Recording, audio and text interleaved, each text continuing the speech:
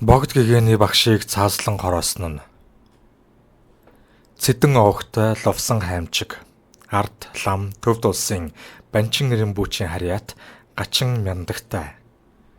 Төвдийн дашлхүмб хийдэд шавлан сууж байхад нь Монгол улсын 5 дугаар онд буюу 1915 онд банчин богдоос халах Монголд очиж Жавзан дамб богдын жавтыг тавихаар явсгаа хэмээн тушаасан учир богдын хүрээнд ирж түүний дэргэд 8 жил суугаад Монгол улсын 12 дугаар он буюу 1922 онд нутаг уцаж банчин богдын дэргэд очижээ.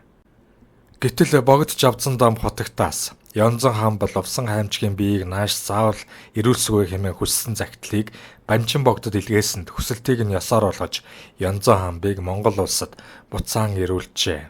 Янзан хаан боловсон хаймчиг нь хувьсгалын эсэргүүл ам нарын гандангийн төв хэмээх зохиомлолд хэрэгт шийтгэгдэн 1937 оны 10 дугаар сарын 7-ны шөнийн тэг цаг 42 минутанд 70 давхарт цаазаар авахуулан буудагдах хүртлээр богд Жавзан дамб хотогтын номын мэргэн багш болон гандан хүрээний их хамбын тушаалтай бөгөөд Янзан хамбын алба хашиж байжээ.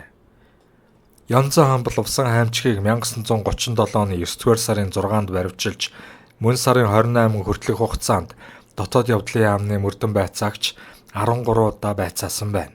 Түүнд Япон улстай холбоотой банчин богдын даалгавраар Монгол улсад тагнуулын ажил хийхээр ирж тус улсын бүхий л байдлыг тагнан мэдж гадаадын дайснуудад мэдээлж байсан. Ардын дотор худал цуурхал хүчтэй тараанд дэлгэрүүлсэн төдийгүй аймаг хотуудад хувьсгалын эсэргүү салбар бүлгэн үлэмжхэн байгуулж улсын эд хөрөнгийг галдан шатаах хорлон сүйтгэх ажил явуулсан.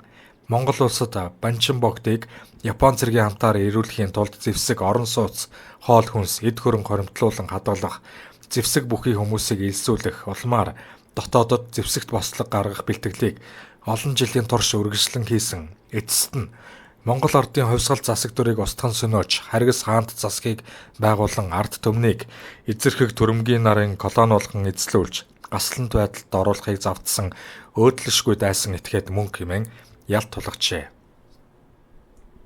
Лам нарын хувьсгалын эсэргүү төв хэмээх байгууллагын толгойлогч гэгч Янзан хаан боловсон хаймчиг болон уг хэрэгт холбогдсон нэр бүхий 22 ламд дээрх ялыг завхарлын үед хэрглэж байсан харгас гэрцгийн элдв арга хэрэглэн тулган хүлээлгэжээ.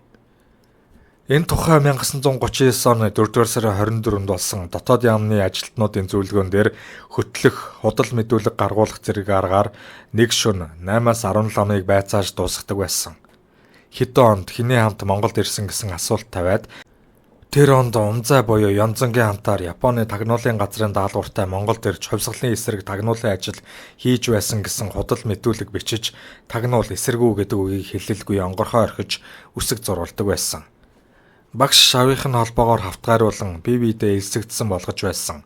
Дэндүү баримт нотлохоо болгон хавсрагчээ. Уг шар бичгийн нэгийг толилуулбал банчингаас хүрээж автыг хэмээх лувсан хаймчигт энэ үед таны бие лагшин тунгалаг бөгөөд сансан санаачин сэлтгэлчлэн бүтэж буй болов гэхий алдамт шашин амтны тусыг сайтар бүтээж уул ажлыг сайнаар явуулах хэрэгтэй гэснийг мөрдөн байцаалтын хэрэгт хөрүүлэн хавсаргахдаа уул тагнуулын ажлыг гэж тагнуулын гэсэн үг нэмжээ. Банчин богдын 5 шар бичгийг хожим нь 1961 онд гандан тэгчлэн хийдийн хамба их ламтан гомбч авагсан. Монгол улсын их сургуулийн төвд хэлний багш доржноор жинхэнэ төвд ихээс нь монгол хэлнээ дахин буулгахад тагнуулын гэсэн үг шар бичгүүдэд байгаагүй байна.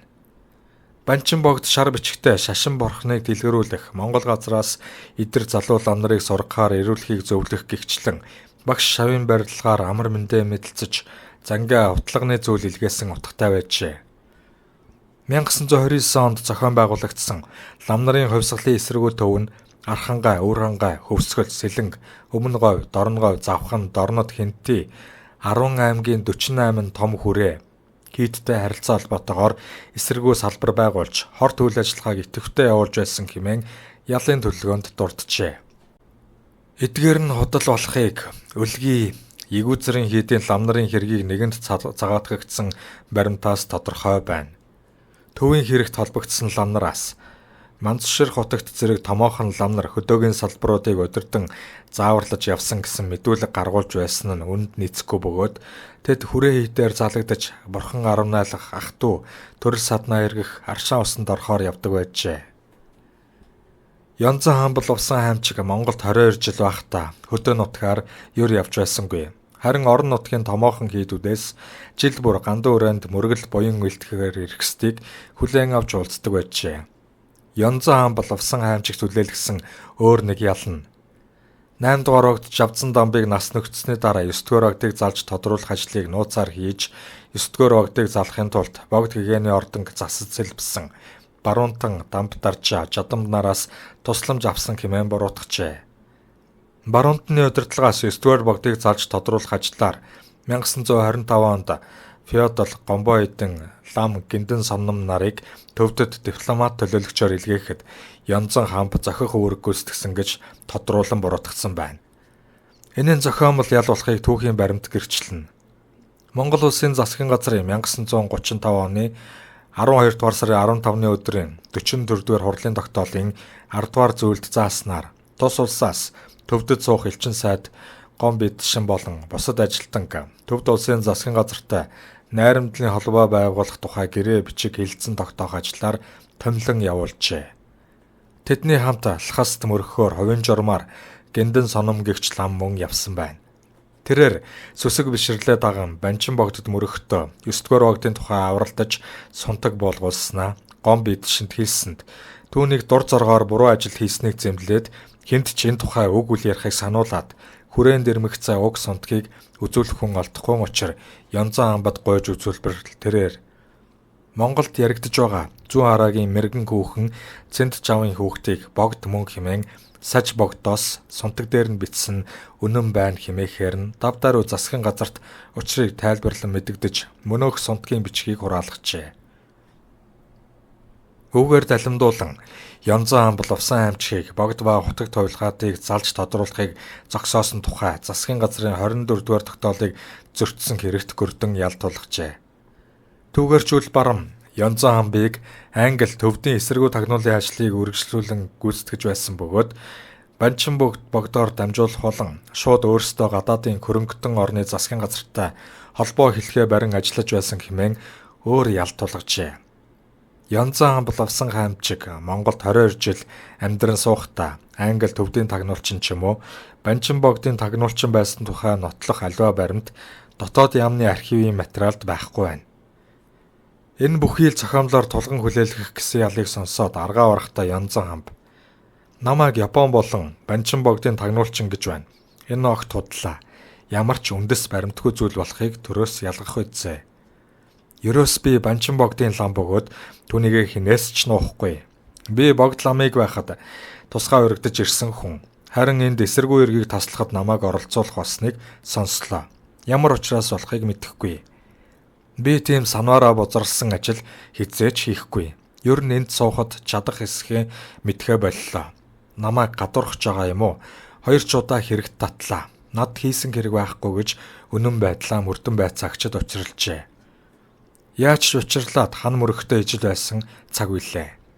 Янзан хаан бол усан хаймчиг бурхан шашныхаа үйлсэд чин үнэнч ерийн нэгэн их номтон лам хүн байсныг түүний дэргэд ойр дотн ажилласан хүмүүсийн дурсамж яриа баталж байна. Янзан хаан бол усан хаймчгийн тахилж байсан доржийн сандаггүй дурсан ярихтаа. Би 1937 оны 6 дугаар сар хүртэл их хамб Янзан багш усан хаймчгийн тахилж байсан. 60 гаруй насны төлөв даруй зантай илүү дутуу аашаар шингүй шавж хорхоод хүртэл хоргүй тийм л хүн байсан. Дүү зэрэнтэйг хамт суудаг, жилдэн тусалдаг 4-5 төвд хүн байсан. Өглөөний 9 цагаас үдшийн 19 цаг хүртэл мөргөлчөд цовно. Хойд уртгаа даатгуулна, сан тавиулна, адис авцгаана. Өглөө бүр цогчонд хурал хурна. Гадуур ер гардаггүй хүн байсан юм.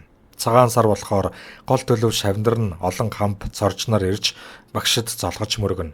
Миний мэдхээр лав гиндэн дэмэд нар багшийн дэрж уулзаж мөргөж байгаагүй. Жамян төв гэдэг ламыг огт танихгүй. 9 дугаар богдын дүрийг тодруулах тухай юу ч дуулаагүй. Шашны ёс жаваас гадуур юм хийж байгаа нь надад лав мэддэггүй. Тэр үед би 17-18 настай ухаан сууж байсан. Эргээд бодоход хувьсгалын эсэргүүл ам нарын бүлэг байжээ гэж хэлэх юм алга.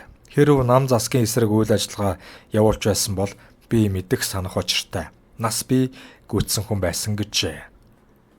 Мөн 1937 оны 6 дугаар сар хүртэл Янзан амбын жавтын хүртээгч аршаан түгээгч байсан Эрдэнэ очрын Вандан Ишгой хожим өгүүлэхтэй. Ер нь шашны мөрөл хөөсөн хүн байснаас түүнд төрийн асуудал үл хамаатай гэж би хувьдаа боддог. Өдөржин мөргөлчдийг хүлээж авна. Буддын шашин хамгийн зөөлөн, хамгийн энэрэнгүй шашин гэж номлоно.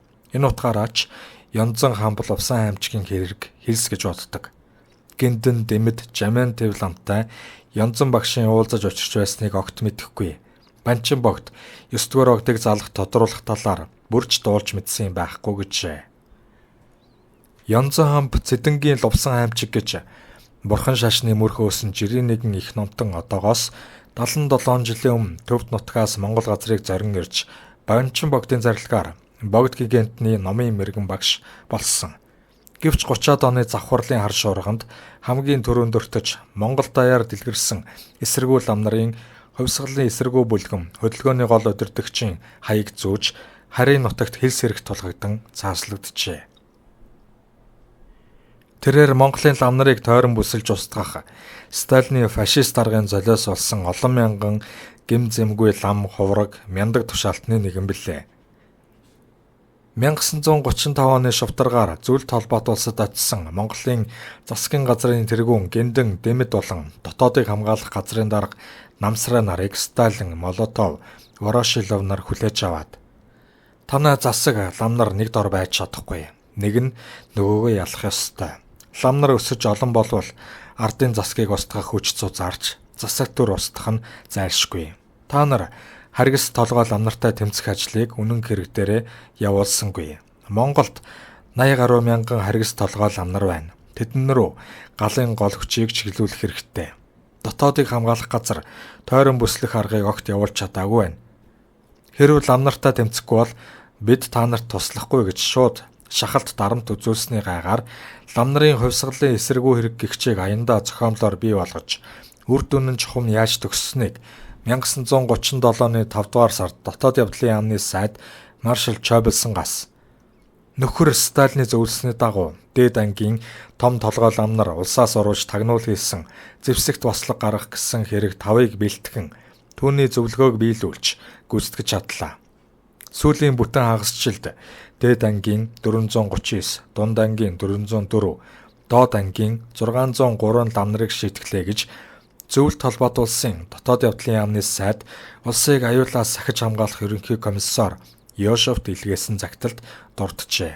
Тэрхүү дээд ангийн 439 ламын нэг нь богд жавцсан дам хотогтын номын мэрэгэн багш Банчин богдын шав, Төвд улсын иргэн Монгол улсын 7 цоржийн нэг гандуу өрөөний их ламтан Янзан хамт 65 настай Цэдэн овогтой Увсан хаймчиг байлаа.